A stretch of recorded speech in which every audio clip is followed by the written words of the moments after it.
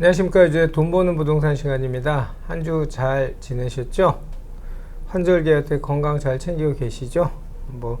계속 코로나 확진자 얘기들이 계속 나오고 있는데 이제 만성이 되셨죠? 그래도 긴장 늦추시 말고 건강 유의하시기 바라겠습니다. 오늘 주제 이 주제 나올 것 같았습니다. 지난주 가장 큰 이슈였던 일이었죠. 자, 제목 말씀드리겠습니다. 금리 인상과 가을 주택시장 관전 포인트란 주제를 가지고 이야기 나눠보도록 하겠습니다. 오늘도 과거를 되짚으며 현실에 반영을 해서 미래의 예측을, 그러니까 가이드맵을 잡아주시는 분이죠.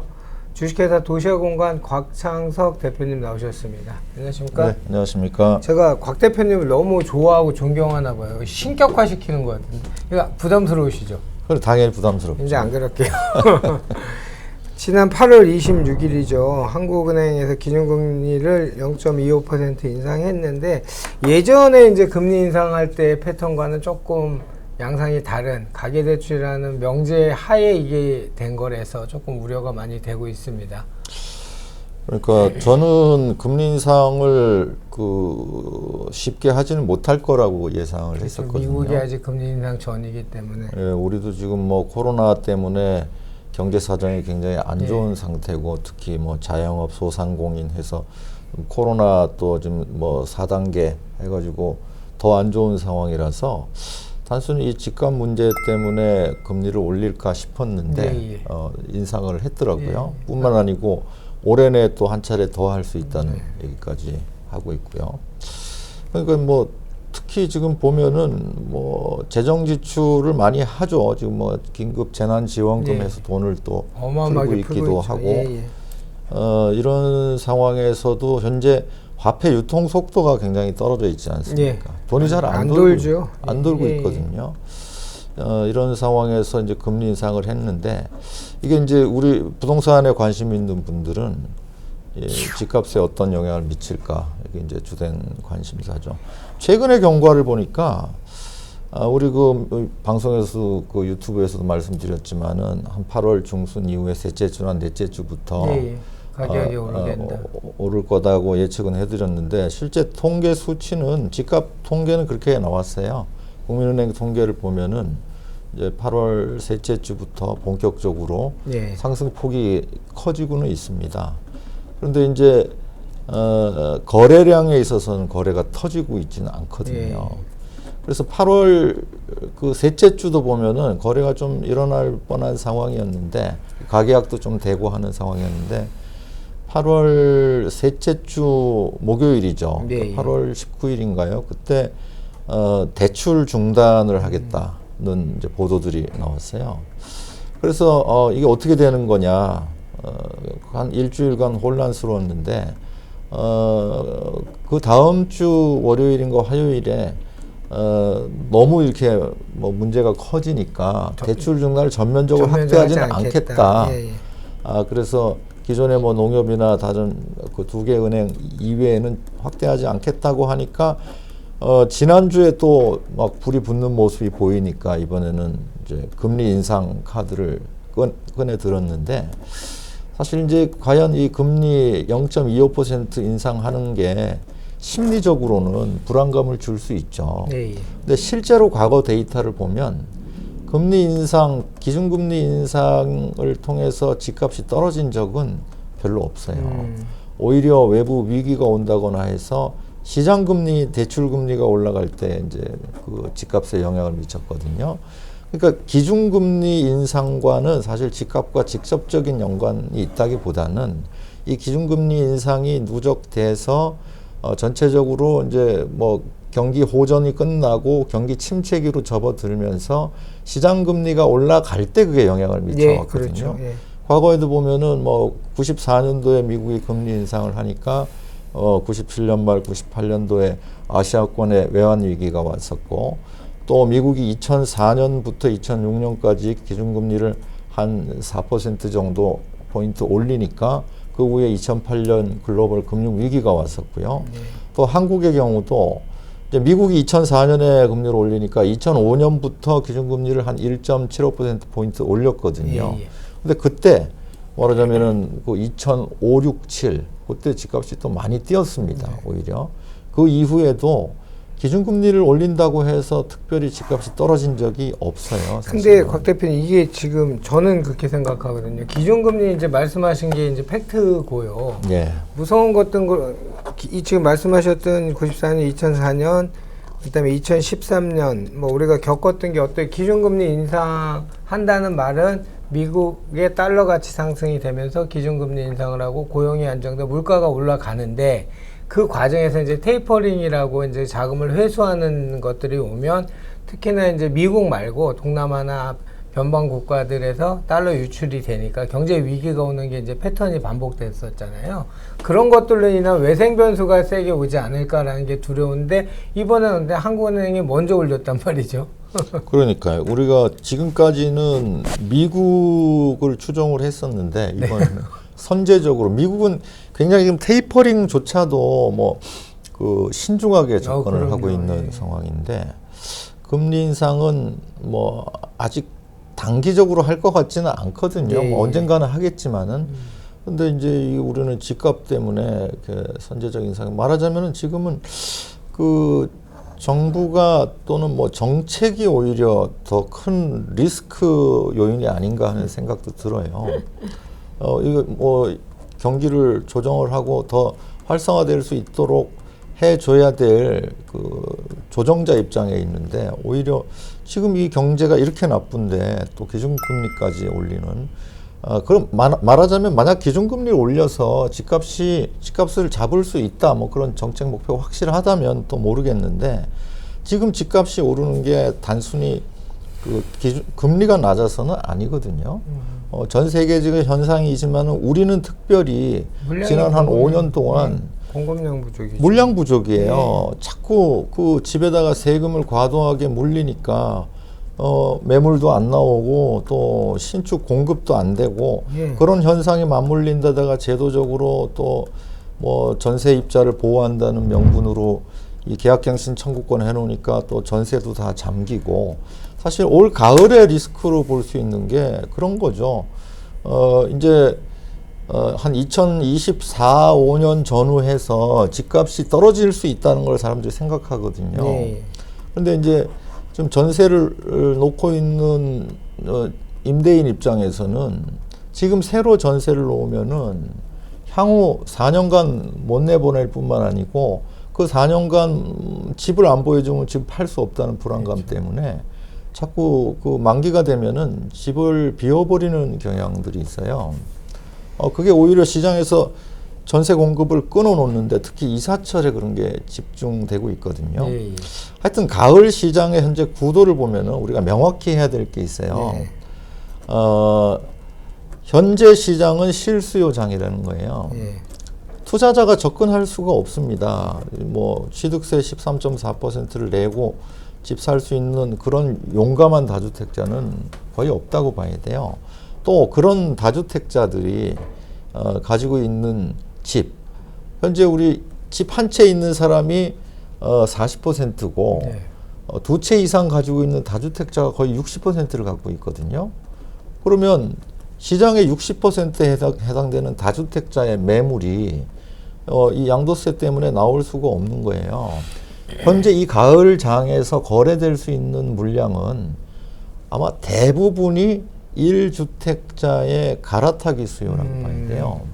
근데 1주택자들이 과거 같으면은 여유가 있으면 집값이 오른다 그러면은 한 채를 더 샀는데 이제는 살 수가 없잖아요. 두 채 사는 순간 너무나 불리한 세제잖아요. 전세 살면서 전세 사갖고 전세 주는. 그러니까 어쩔 수 없이 지금 1주택자들의 갈아타기 수요는 집을 키우거나 아니면 더 좋은 지역으로 옮겨가는 수요거든요. 그런데 이제 거기에 스타트가 잘 안 되는 거예요. 그걸 받아줄 수 있는 사람들이 무주택자인데 예. 무주택자들은 계속 그동안 5월 이후에 변수가 있었던 거예요. 3기 신도시 스탑이 돼버렸죠. 3기 신도시도 그렇고 그때 말씀드렸던 민주당 안이 있었어요. 네. 이제 그 임대 사업자들을 쥐어짜서 양도세 중과세 시켜서 매물 쏟아지게 만들겠다 예. 했던 게 엊그제 이제 그 철회가 됐어요. 예, 맞습니다. 이제 뭐 임대 사업자 자동 말소된 경우에 중과세 아니고 계속 일반 과세로 확정이 네. 되지 않았습니까? 이렇게 되면 거기에 대한 기대도 사라졌고요. 또 이제 사전 청약 3기 신도시 사전 청약한 것들이 거의 한 특별 공급 일반 공급 합쳐서 한 얼마나 되냐 17, 8만 명 정도 했나요? 이분들 중에서 당첨자는 4,300명 나오거든요. 그 나머지는 다 낙첨이에요. 그게 확정되는 시기가 9월 이제 9월 1일이니까 내일 모레네요. 내일 모레 다가왔거든요.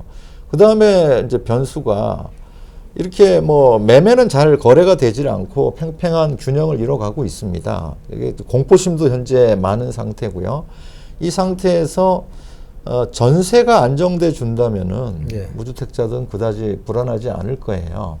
근데 이제 시간이 지날수록 점점 주간 단위로 전세가 상승률이 올라가고 있고 또 이사철 되고 그러면 전세가 더 잠깁니다. 네. 말하자면 지금까지는 보면 좀 고가 전세는 잘 빠지질 않고 저가 전세들은 그냥 물건 자체가 없고 이런 상황이 지속돼 갔었는데 이제 서서히 저가에서 점점 채워져 올라가고 네, 있어요. 가격대가. 이렇게 해서 전세가가 오르는 게 점점 심화되면은 무주택자들이 지난 몇 개월간 거래량이 줄었거든요. 폭발적으로 또 이제 통상적인 거래가 줄어 있기 때문에 이 몇 달치가 한꺼번에 몰려서 거래될 수도 있는 겁니다. 그래서 예의주시를 해야 되겠지만은 제가 볼 때 이번 금리 인상의 효과는 이 주택 시장에는 별다른 영향이 없을 거다. 타켓은 주택 시장을 잡은 듯한 타켓이 됐는데 실질적으로 또 미스 매치가 된다는 그런 저는 말씀이네요. 뭐 이게 금리 인상이 지금 이제 공포심을 주기 때문에 그렇죠. 영향을 미치는 건 맞아요. 단기적으로 이게 얼마나 영향을 미칠까? 제가 볼 때는 일주일짜리가 아닌가 싶어요. 자, 원래 그 말씀드린 것처럼 미국의 그 달러가 이제 세계 지표니까 달러 중심으로 경기가 어려우면 양적 완화를 돈을 계속 풀다가 돈을 걷어들이는 시기를 보통 테이퍼링이라고 보통 신문에 많이 나오잖아요. 그럴 시기는 고용이 안정돼서 기준금리를 상승하고 뭐 이제 이런 패턴이 되는데 우리나라는 지금 미국이 금리 인상 얘기, 테이퍼링 얘기가 왔다 갔다 하고 있지만 뭐 얘기가 구체적이 되지 않은 상태 선진적으로 지금 그 금리 인상을 단행한 거죠. 그리고 연내 한 번 더 인상을 한다는 이유가 뭐 매체마다 다 나오죠. 1,800조에 이른 가계대출 문제 때문에 지금 올린다고 하는데 우리 곽 대표님의 인사이트로는 과거 통계를 보든 현재 상황 추이를 봤을 경우에 이 금리 인상으로 인한 목표로 삼았던 또는 걱정, 우려를 활자화가 돼서 나왔던 가계대출의 폭주를 막을진 못한다라는 결론을 내주셨고요. 이제 뭐 가계대출은 억지로 틀어막기는 하겠지만은 네. 이제 거래 자체가 대출을 받지 않고 일어나는 거래도 많이 있기 때문에 네. 지금 몇 달간 묶여있던 거래량 이것들 이제 곧 다시 거래량이 늘어날 거로 보는 거고요. 그리고 가을 시장의 관전 포인트로 한 두 가지만 더 말씀을 드리면은 아까 말씀드린 대로 지금 실수요장이니까 네. 다주택자들이 움직이는 게 아니거든요. 그럼 1주택 갈아타기 수요가 아까 이제 거래가 일어나기 시작하면 네. 빠른 속도로 중대형 매물 감소가 있을 거예요. 그 중대형으로 쏠림 현상, 가격 상승폭이 커질 수 있는 게 이번 가을장이고요.